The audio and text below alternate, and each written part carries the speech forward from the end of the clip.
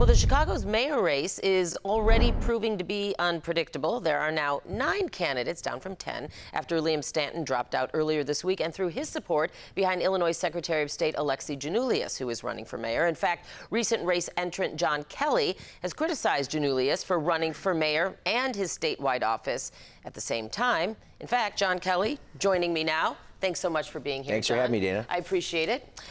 First question, you are a lobbyist, and you tout that your political career goes back 30 years, but at the same time you say City Hall has become too political. So what do you mean by that, and how is that different from having deep political ties like your own? Well, Chicagoans want a problem solver, not a politician. And there are a lot of career politicians that are going to be in this race, and they have been here while these problems have existed. And as a lobbyist and as someone that likes to solve problems for clients, I've spent 30 years bringing business to Chicago. Is that what you mean by City Hall has become too political? It's full way of too career political. politicians? Yeah, and the people that want to be the next mayor are too political because they're running for 2 offices, 2 of them at the same time.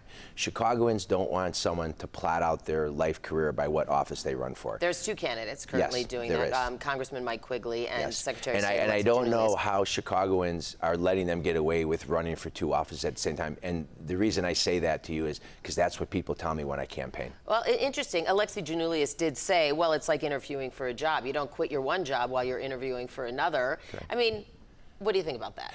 Well, I think that you're not interviewing for a job, you're running for an office, and I think he needs to pick what office he wants to run for. Chicagoans do not like a politician plotting their course and running for both offices. If his dream job was Secretary of State, or is, he should stay there. If his dream job is being mayor of Chicago, he should run for that, but he should pick just one office. Okay, let me ask you this. Let's get to some of the issues. I know you're concerned about public safety, CTA safety. You want to add 1,000 police officers to the police department. Is there enough money and enough people, really officer candidates, to realistically do that? Yes, we do need to recruit more police officers.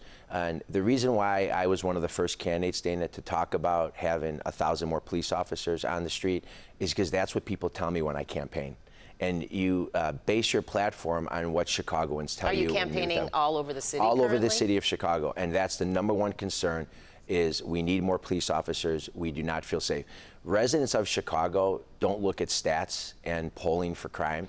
They base how they feel. And people are not feeling safe in the city of Chicago because that's what they tell me. No matter what data shows, even if crime is down. Correct. Even if, I want to talk about property taxes. It's an ever-growing hardship and concern in the city. I think everyone agrees.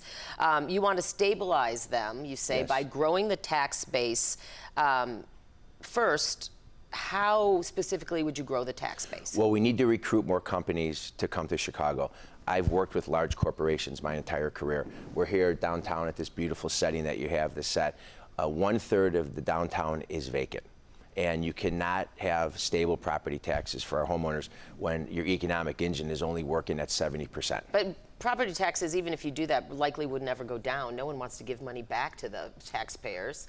So what's realistic property tax If goal? you fill up this, have a growth strategy for downtown, and you fill up these businesses, you were able to bring property taxes down, and at the very least, stabilize them. Because when we go to these neighborhoods, Dana, people, just yesterday I had a coffee on the northwest side in O'Hare, and residents were complaining about their property taxes going up. Okay, I have to ask you, but you have to give me a short answer because I'm getting a wrap for time. I told you this would be quick. You are a lobbyist by trade, right? So you've represented special interests now for 30 years. How can Chicagoans, and you have to give me a quick answer, be assured that you will have the interests of all Chicagoans at heart, not just a few select groups? For 28 years, I've done lobbying. We've never had an ethical concern. It's something that's very important. I'm prepared to tell former clients and friends and family no as mayor of Chicago, and that's what Chicagoans want. You got to put Chicago residents first. And when you're mayor, you have to tell a lot of people no, because the #1 job of mayor is to have clean and safe streets for the city of Chicago and for the residents. And so we're prepared for this job, and we think that Chicagoans want a problem solver, not yet another politician. Okay, John Kelly, I hope this is just conversation #1 on our morning show. We'd like to have conversation #2 as we get closer to the election in February. Thank you for your time and being here so early in the morning. We really appreciate that. Thank you. Okay, and don't forget, you can watch our full campaign launch interviews with Susana Mendoza, George Cardenas, Joe Holberg, Lisa Nee, Mike Quigley, Willie Wilson, Matthew Brewer on CBSChicago.com. We've also invited Secretary Giannoulias to join us. We have yet to secure him.